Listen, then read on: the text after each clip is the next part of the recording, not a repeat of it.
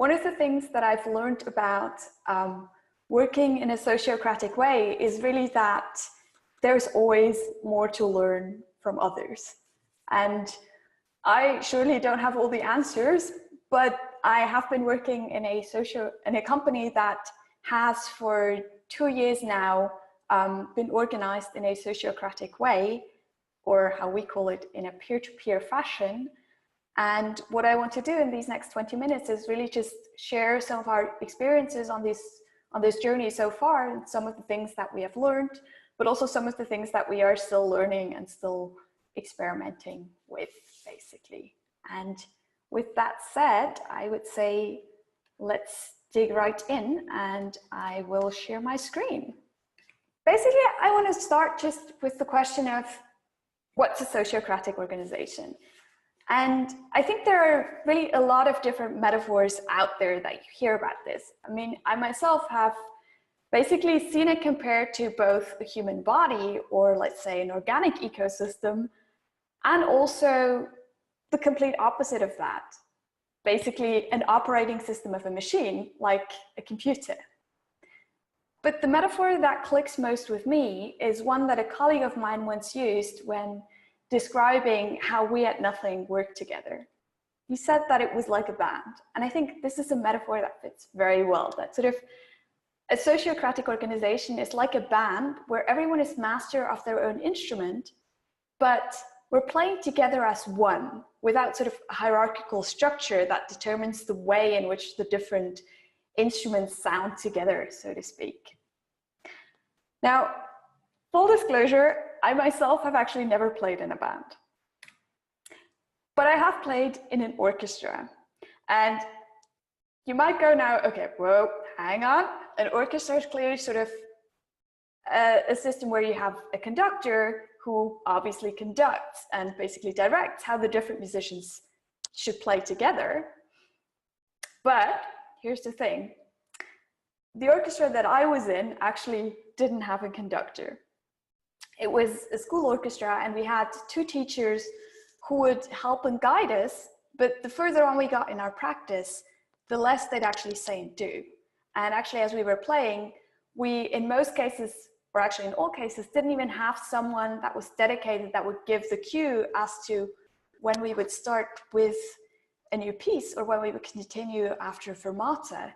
We just learned to orient to whichever person was basically playing the part that in the score itself naturally picked up the music. So it was very much a self-organizing ecosystem, and it worked. And the point that I want to make here today, and I think most of you by being here probably agree with me, is that organizations, even for-profit organizations, as we at Nothing are one, can work in the same way. The question is, of course, just, well, how do we work in such a way? And to give you some idea of how this can work in one particular context, in an organization that is, as I said, situated in a market context, sort of in a specific business context, and plainly put also has to, well, make money in order to pay people's salaries. I want to just tell you a bit what our experiences have been with working together in this sociocratic, or how we've, in this sociocratic way, or how we've come to call it as a peer-to-peer organization. And to put this in context, I want to give you just a very brief summary to try and explain who we actually are and what we do. So we're called Nothing, as you've heard. We're in Switzerland, and you could say that we're digital problem solvers. So basically, we are a design agency, and we help other organizations with strategical guidance and with research-informed design and software development. And what we strive to do in our work is to really not just create pretty designs, but to also ground these ideas that we develop in the context of an organization's mission and their users, so that we can actually identify a real problem and then also solve a problem that people actually have, and that is actually also worth solving. So hence also our overall purpose, which you can currently see on the screen, which is to create products which matter. And overall, we are 15 peers who work on this together, and this is what we look like. So this is our role structure mapped out. This is what it looks, or well, I should say looked like as per last Thursday, because it is, of course, as most of these sociocratic structures that we all have, and probably many of you have experiences with, it is constantly changing. And if you would want to know what it looks like right now at this moment in time, you could check out the link that is here below, nothing.portman.org, which actually shows you the really live, up-to-date version of it. And I will go into a bit more detail about this whole structure later on, but I think first of all, it's interesting to talk about, well, how did we actually get here? How did we start this whole thing? And you could say that we started our peer-to-peer journey actually 2 years ago when we all signed our official peer-to-peer constitution. So this constitution is essentially a document that describes how we at Nothing work together as peers that are equal, and how we distribute and take on different rights and responsibilities within our organization.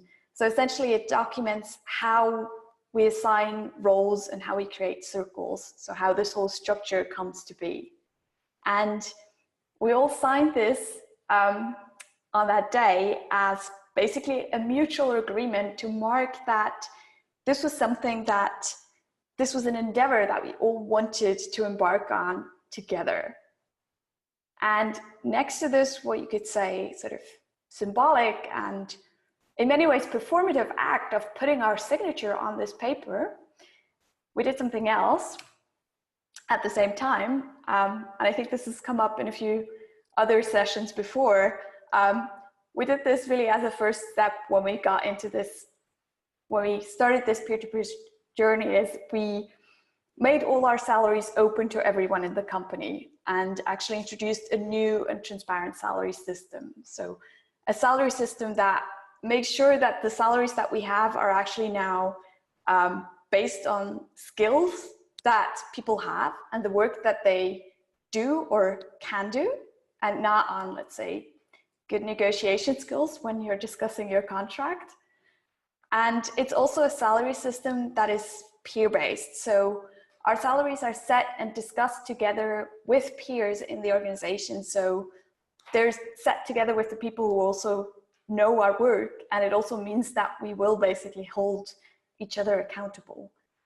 There's some more complexity to it. I unfortunately don't have time to go into more detail now, but if you want to talk about that, by all means, ask questions afterwards or try to hit me up, and I'm very happy to go into more detail in this regard. But the point that I want to make with this here and now is really that it wasn't just one thing that we did and then we had our neat peer-to-peer system or our sociocratic organization. It was many, many small gradual steps.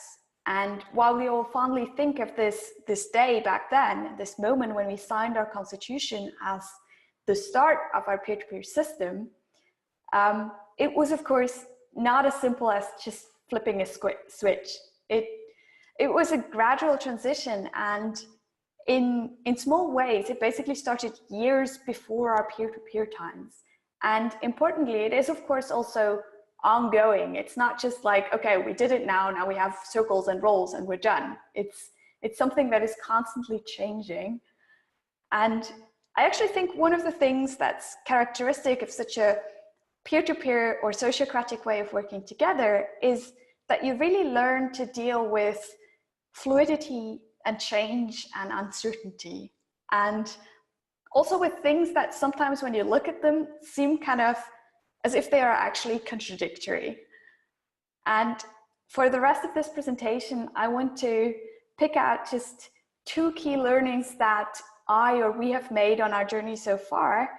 And you'll immediately see what I mean when I say fluidity and contradiction, because the first learning that I want to share is that I believe that our role structure that I showed you before is both the foundation of our peer-to-peer system, and at the same time, I want to say that it's also the least important part of our organization.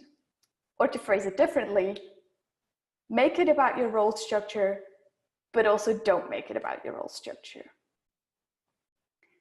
So one of the first things that we did after we had signed our constitution was to map out how we were working together at nothing. So every one of us basically wrote down what we were doing regularly. We wrote that down on Post-its, and then we got together and basically grouped these Post-its and sort of tweaked them by grouping them together, rearranging them a bit into our first set of roles or proto-roles. And then we took these proto-roles and grouped them into circles of similar roles that seemed to do work together in some way, so work towards a common purpose or a shared goal.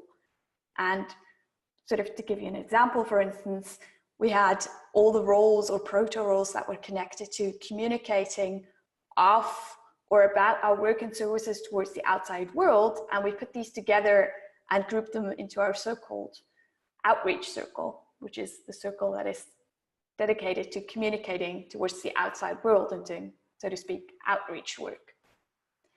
And the result of all this, after many, many more small changes, is essentially what I showed you before and what you can again see on the screen now. Really this map that's this up-to-date reflection that captures who holds which roles within our company and basically what rights and responsibilities these roles entail. So importantly, it shows both the who does what, but also the why they do it. So the sort of basically what the point and purpose of doing the work that a specific role describes really is. And while this is of course crucial to understanding how we work together, it's also the part that I would say that I take least note of when I'm actually working. You could say that, to get back to that metaphor from the beginning, comparing it to an orchestra, this role map is like the sheet music that has the full score. You need that in order to understand how the music works. And I mean, especially at the beginning, it's quite frankly indispensable to have it. But it's also not everything. It's not what makes the music. What makes the music is what individuals do with that sheet music. And that's where I get to the flip side of this statement from before. Don't make it about the role structure. It's very tempting when you're sort of starting with this whole thing and making this switch from having implicit expectations to noting down roles explicitly to basically over-engineer things and focus almost too much on roles and circles. So we've noticed ourselves that we were sometimes tempted to just write something down as a role and then kind of tricked ourselves into thinking that, well, okay, it's written down now, it's going to get done. So the work is being done. Or we just list someone as a role holder and then kind of call it done. And that's of course not it. This sounds in many ways quite obvious, but I think in practice it's something that can be hard to realize something, especially at the beginning, that it's not about specifying roles. It's really about enacting them. Or to get back to this from before, it's really the sheet music is not what makes the music. It's playing that makes the music. And so the question in this context of a sociocratic organization is then, of course, well, how do we get from sheet music to music, or from writing something down to basically enacting it? And this is going to sound in many ways quite obvious as well, but it's really also just what you would do with the music. You practice, practice, and practice. And then you start adapting. So I remember that part of our orchestra setup was actually to have a pencil and an eraser always on our music stand during practice. And we would update our sheet music as we practiced. And the further ahead we got, basically the more scribbles there'd be in our sheet music. So there'd be things scratched out, changes, notes added in. Sometimes we'd actually even scratch out a whole part and just rewrite it in order to simplify it. And it's the same with our role structure here at Nothing, actually. The further ahead we get, the more we are now not just adding things, but above all also changing and really also trying to simplify and reduce things so that we can eventually basically get to a point where we can improvise based on the structure that we have. And with this in mind, I want to move to the second learning that I want to share. And again, I said this is going to sound a bit sort of fluid and contradictory. And really the second learning that I'm sharing here is also one of these contradictory statements that I think is something that you really encounter in these sociocratic organizations, but that at some point sort of also makes sense as like two sides of a coin, because I want to say that it's sort of something that you should both make about individuals, but you should also not make it about individuals. So here's what I mean. I have myself realized that the longer I work in such a peer-to-peer system, the more I need to be aware of and acknowledge my own ego in order to then basically bracket it off and really kind of put it aside sometimes. You've probably heard of this idea of being eco-driven rather than ego-driven, and that's very much what we've come to do, or at least try to do. So whereas, let's say maybe 5 years before, I was thinking of my work here as sort of me as an individual, working here at sort of some company, right now, it's really about me working here as part of this bigger thing, or to use one of these well-known metaphors, as part of this bigger organism that is Nothing. And I want to give you a concrete example from my own experience of what looking at the company that I'm looking at this company as an actor or sort of an organism in its own right can mean. So we have in our role structure a specific role that's called the event organizer role. And for a while, I used to be the only person holding this role. And I realized that it was getting too much work and that I would need basically someone that would co-hold this role with me and share some of the responsibilities of this role. And so I'd asked within the group of people who were part of our outreach circle. So as mentioned, that's the circle that's taking care of our communication towards others, towards the outside world, not inside towards our own organization. So I'd asked within this circle, who would be willing to take on this role? And there were 2 people who showed interest. And here's the thing. Once you have such a way of working together, where there's not just a boss who basically decides who does what and assigns tasks and says, okay, you do that, you do that, you do that. But when it's peers deciding together who takes on which roles and basically who takes over which tasks, it would have been, and for myself actually was, quite tempting to just say, well, okay, you're both interested, you both take on this role, and we'll somehow find a way of splitting the tasks between us. And that would have been a nice solution for us as people, as individuals, as co-workers who are friends and who basically want the best for each other. But it wouldn't have been the best solution for Nothing. Because from past experience, I'm pretty sure that if we would have done that, it would have led to a lot of confusion about who was actually going to take on responsibility for what. Because while at that point in time, the role sort of had 2 clear areas of focus alongside which we could distribute the different responsibilities that the role entailed, it was 2 and not 3 areas. And of course, also, it would frankly also just have really increased the time that we would have had to spend on coordinating between the 3 of us. So at the end, rather than just taking this nice solution that would have pleased everyone as individuals, we open and honestly talked together and decided that one person, despite the fact that they were really very interested in taking on this role and helping with these tasks, was actually not going to be involved and was not going to take on this role because owing to their skills, they were unfortunately not really the best fit for that role. And it wasn't what the company needed at that point in time. And you can, at least I hope, in this whole story already feel a bit where the flip side of this comes in, this do make it about individuals as well.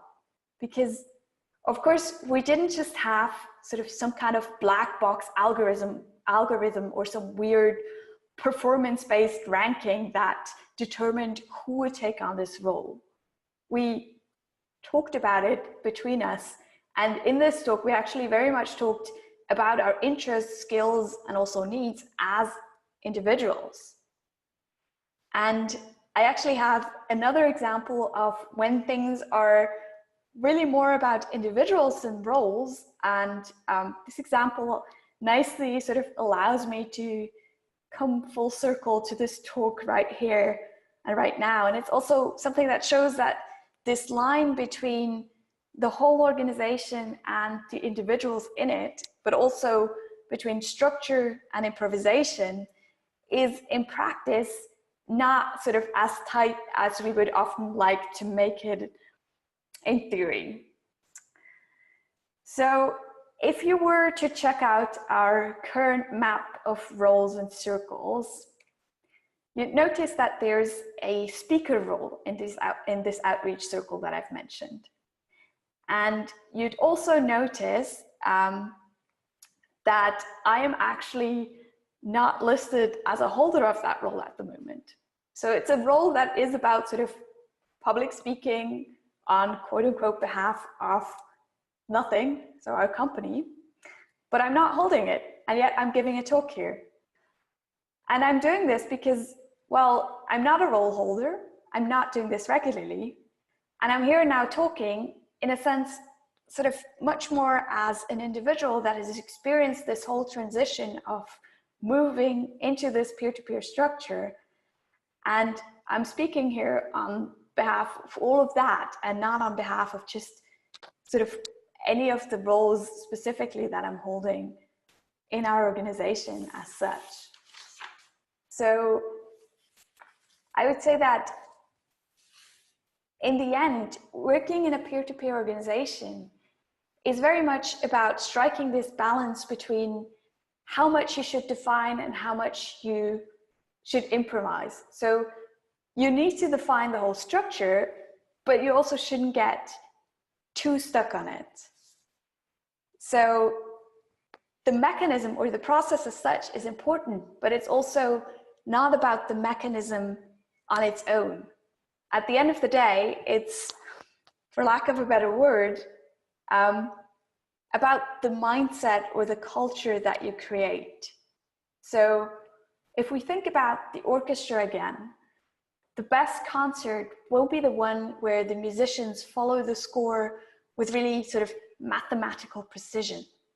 It's the one where you have small improvisations and people reacting off one another, and at the end of the day, really just playing together in this seemingly seamless fashion. And with this, I come to the end of my presentation. And I feel like I should have brought some music to close this off with now, which I unfortunately don't. But what I can give you instead is just unspectacularly a quick overview of where you can dig deeper if you want to know a bit more about our experiences.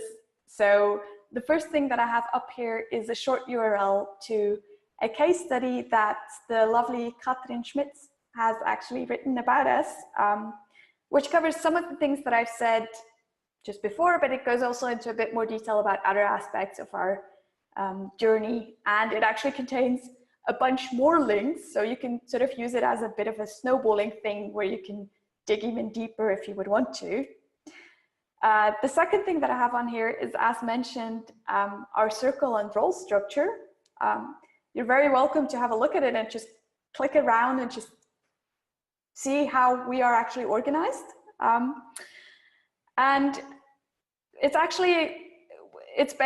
created with Peer2Map, which is a role mapping software that we have developed ourselves, plainly just based on our own need of needing something that's quite lightweight and simple, so that we could just quickly visualize our role structure and really update it in a simple and lightweight manner.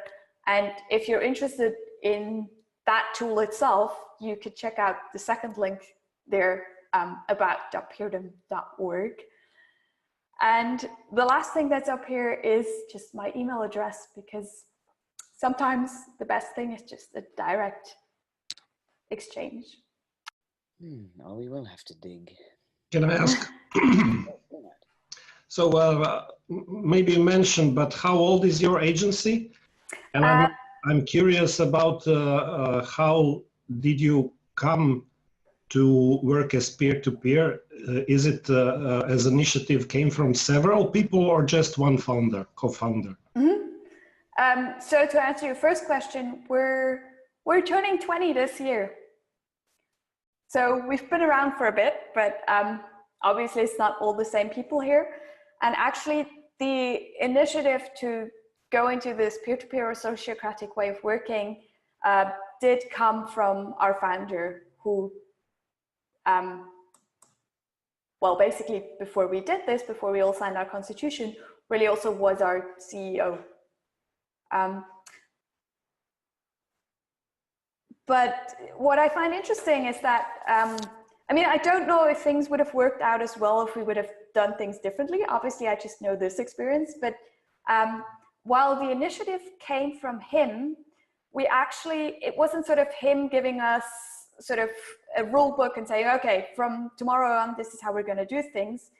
But it was actually me and another colleague of mine who sort of implemented this whole thing. So it was just sort of, quote unquote, back then, regular employees taking charge and just taking initiative and looking into, okay, how can we make this work in our organization?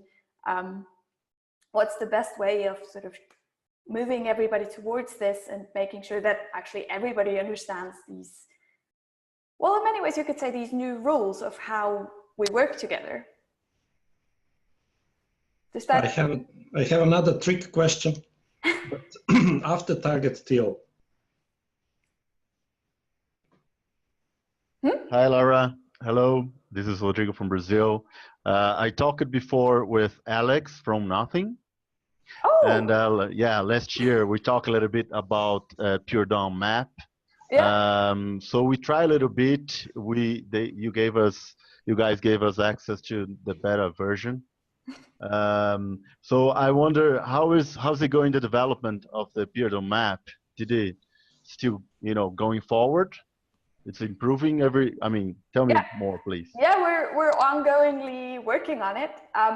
We're actually currently working on the new backend that's going to improve basically the editing experience. And if everything goes right, fingers crossed, that should actually go live in the next few weeks. So. Okay, that's great.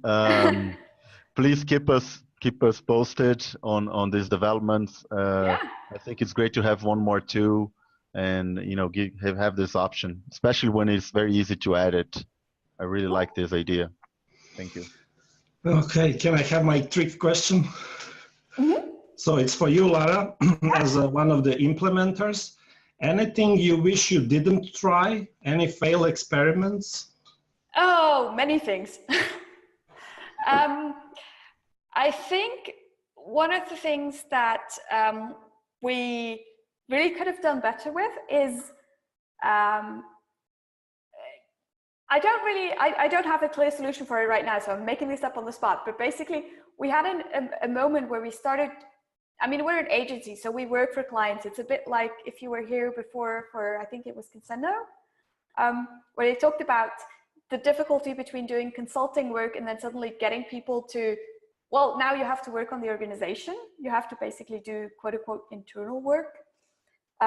One of the things that we sort of had to learn was we sort of at first started to almost turn around too much and do too much internally and forget a bit about, hey, we're actually also here to do work for other people that are our clients. And that's one of the things that I think is something that we could have done better, to really take that as a concern at the very beginning. It's not very concrete, but yeah, it is actually very concrete, because short feedback loops, that's the essence of permaculture and also essence of agile. So it's very, very concrete. Very good lesson. I have another question, mm-hmm. Lara. What was the main inspiration? Was it teal or something else? So where did you start? So where did you get the ideas from? And different places. So one of the key things for me, at least, was Lalou's redesigning organizations.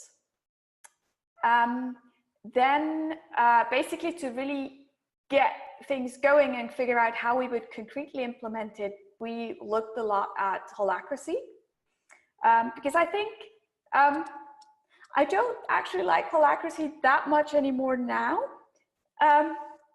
but it's for reasons, because I think it's quite sort of mechanistic in terms of giving you the manual of how to do things, but sometimes not really going into depth about the reasons, sort of the why and the broader philosophy, which I actually got from Many Voices, One Song.